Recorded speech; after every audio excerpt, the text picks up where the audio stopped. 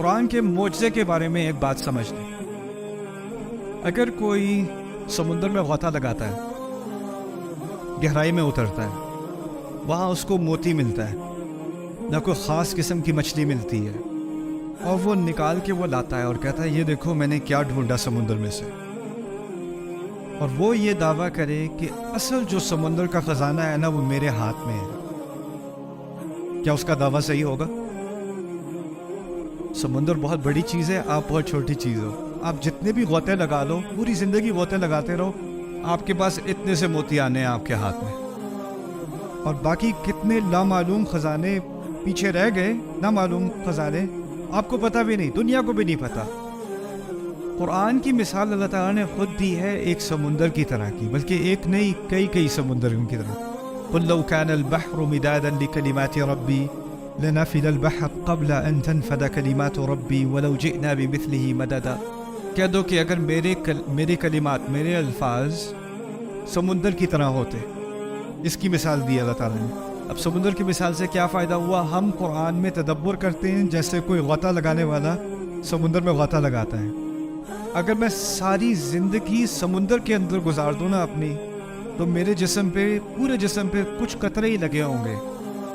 میں نے پورے سمندر کا تجربہ نہیں کیا، اور میں گہرائی میں بھی اتر جاؤں تو میرے ہاتھ میں 1-2 موتی آنے ہیں، 5-6 آنے ہیں، 500 آ جانے ہیں، 1000 آ جانے ہیں.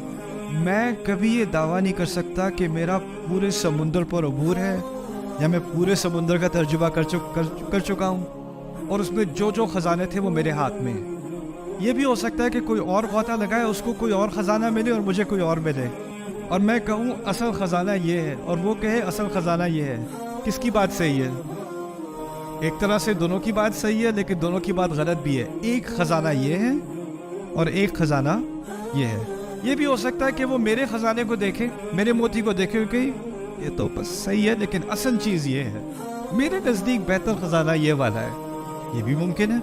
قرآن کے اندر اگر آپ فرض کریں کوئی سورۃ العصر پڑھتا ہے، اور اس کے بعد جا کے سورۃ البقرہ پڑھتا ہے، اور اس کے بعد جا کے سورۃ التوبہ پڑھتا ہے، نویں سورت، پھر جا کے سورۃ الناس پڑھتا ہے، آخری سورت، بات پھر بھی اس کو سمجھ آ جائے گی. یعنی وہ ایک طرح سے ان میں سے ہر ایک سورت انڈیپینڈنٹ ہے، وہ خود سے ہی ایک کتاب ہے. اس کا کسی باقی حصے سے لگتا ہے کہ کوئی تعلق ہے یا نہیں ہے، کچھ سمجھ نہیں آ رہی. بات اور کتابوں کی طرح نہیں ہے. میں دینی اعتبار سے بات نہیں کر رہا، ادبی اعتبار سے بات کر رہا ہوں. آپ کسی بھی کتاب کو دیکھ لیں، اس کا سٹرکچر، اس کا نظام قرآن کی طرح کا نہیں ہے، اس کا سٹائل قرآن کی طرح کا نہیں ہے. تو یہ چیزیں جب میں نے نوٹ کی عربی میں بھی، تو پہلے تو میں سمجھ رہا تھا بات کو، اور تفسیر کا مطالعہ میں نے شروع کر دیا تھا، لیکن یہ سوالات میرے ذہن میں رہے کہ قرآن اس طرح کیوں ہے، اللہ تعالیٰ اس طرح بات کیوں کرتے ہیں، اس کا کیا مقصد ہے. اور پھر دوسری بات کہ سورت کے اندر بھی، ایک سورت کے اندر جس طرح کسی کتاب میں عنوان ہوتا ہے، چیپٹر کا عنوان ہوتا ہے، آپ کو پتہ چل جاتا ہے کہ اس پورے چیپٹر میں اس پر بات ہوگی. آپ آل عمران کو کھولیں، آل عمران کا مطلب ہے عمران کا گھرانہ. آل عمران کی 200 آیات کا آپ مطالعہ کریں، عمران کے گھرانے پہ بہت تھوڑی آیات ہیں، اکثریت کسی اور چیز کے بارے میں بات ہو رہی. سورۃ البقرہ کوئی چیپٹر کا نام پڑھ لے، بقرہ، وہ کیا سمجھے گا کیا بات ہونی ہے اس کے اندر؟ گائے کے بارے میں بات ہو رہی ہے، بھینس کے بارے میں بات ہو رہی ہے، اور کیا بات ہونی ہے. لیکن جب آپ پڑھتے ہو تو وہاں ایک قصے کا ذکر تو ہے، لیکن وہاں بہت ساری باتیں اور ہر طرح کی بات ہو رہی ہے اس کے اندر. میرے نزدیک قرآن کا جو اصل معجزہ ہے نا وہ اس کے اندر ہے، اور اس کے باہر جو معجزات ہیں وہ آتے رہیں گے، اور شاید ان میں کوئی حق ہو، شاید بعد میں کوئی بات غلط ثابت ہو جائے، ہو سکتا ہے، اس میں امکان ہے غلطی کا. لیکن جو اندرونی معجزہ ہے نا اس میں کوئی غلطی کا امکان. 2 چیزیں عام طور پہ ہم ترجمہ کرتے ہیں تعریف، لیکن اصل میں 2 چیزیں ہیں. تعریف، آپ صحیح کہہ رہے ہو، تعریف اور شکر 2 چیزیں ہیں. اچھا، عربی میں تعریف کے لیے لفظ ہے مدح. اردو میں مدح کرنا، مدح، اور ثنا، اس کو بھی ہم ثنا اردو میں بھی استعمال کرتے ہیں. اور شکر کے لیے لفظ ہے شکر. اگر کہا جاتا الشکر للہ تو کیا چیز رہ جاتی؟ شکر آ جاتا، تعریف رہ جاتی. اگر کہا جاتا المدح للہ، الثناء للہ، اللہ کے لیے ثنا ہے، اللہ کے لیے تعریف ہے، اللہ کے لیے مدح ہے، کیا رہ جاتا؟ شکر رہ جاتا۔ لیکن اب ان دونوں کا فرق بھی تھوڑا سا سمجھ لیں، پھر آگے بات کرتے ہیں۔ دیکھیں، اگر آپ نے کسی کا خوبصورت گھر دیکھا چلتے چلتے، آپ کے بڑا خوبصورت گھر ہے، آپ نے شکر کیا، تعریف کی ہے؟ تعریف کی ہے۔ پاکستان کرکٹ ٹیم نے کوئی بہت اچھا میچ کھیلا ہو، انا للہ و انا الیہ راجعون، آپ اس میں تو شکر اور تعریف دونوں کرتے ہیں۔ خیر،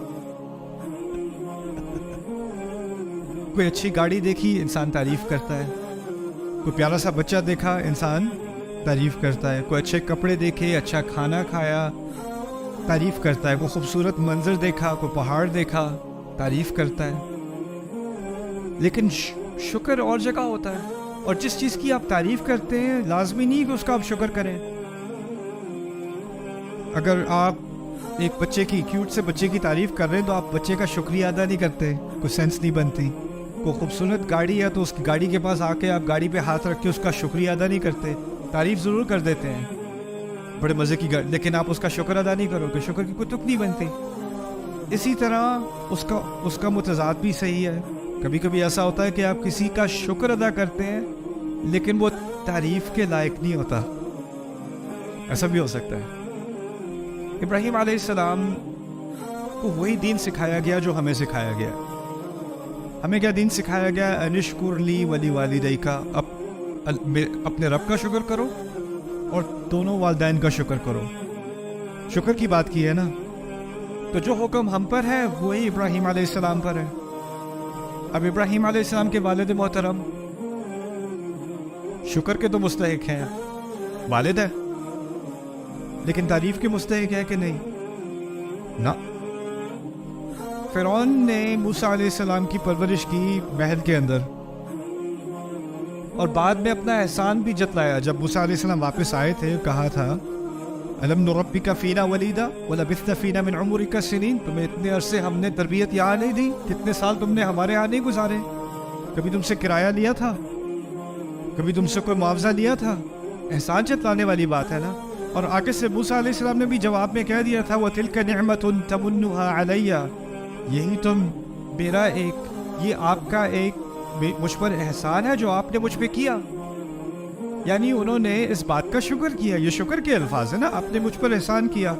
یعنی موسیٰ علیہ السلام نے فرعون تک کا شکر تو کیا ہے، لیکن کبھی کیا نہیں کریں گے؟ تعریف کا تو وہ مستحق نہیں ہے، شکر کا پھر بھی مستحق ہے۔ بات میں یہ کہنا چاہ رہا ہوں کہ عام طور پر یہ دونوں چیزیں الگ الگ ہوتی ہیں، شکر کہیں اور جاتا ہے، تعریف کہیں اور جاتی ہے، ان دونوں کو اکٹھا نہیں کیا جا سکتا عام طور پہ۔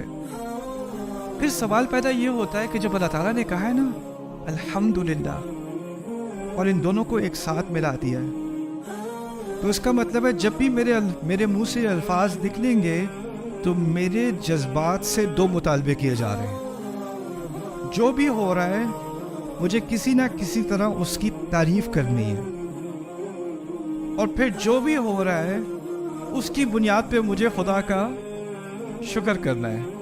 اب ہوتا کیا ہے، حالات خراب ہے جی، اکانومی خراب ہے، بس جی الحمدللہ۔ وہ آپ الحمدللہ جب آپ کہتے ہو تو نہ ذہن میں تعریف ہوتی ہے نہ شکر ہوتا ہے، بلکہ الفاظ یہ ہوتے ہیں بس اب صبر ہی کر سکتے ہیں، اور صبر کے لیے ہم نے نئی تعبیر کیا نکالی ہے، بس جی الحمدللہ۔ ٹھیک ہے، لیکن ہونا کیا چاہیے؟ مشکل کے اگر اللہ نے مجھے اس مشکل میں ڈالا ہے تو یہ مشکل بھی تعریف کے لائق ہے، اور اگر میں اس مصیبت سے گزر رہا ہوں تو اس میں اللہ کی کوئی نہ کوئی نعمت ہے، وہ پھر بھی میں اس کا شکر کروں گا۔ یہ ذہنیت ہے الحمدللہ کی۔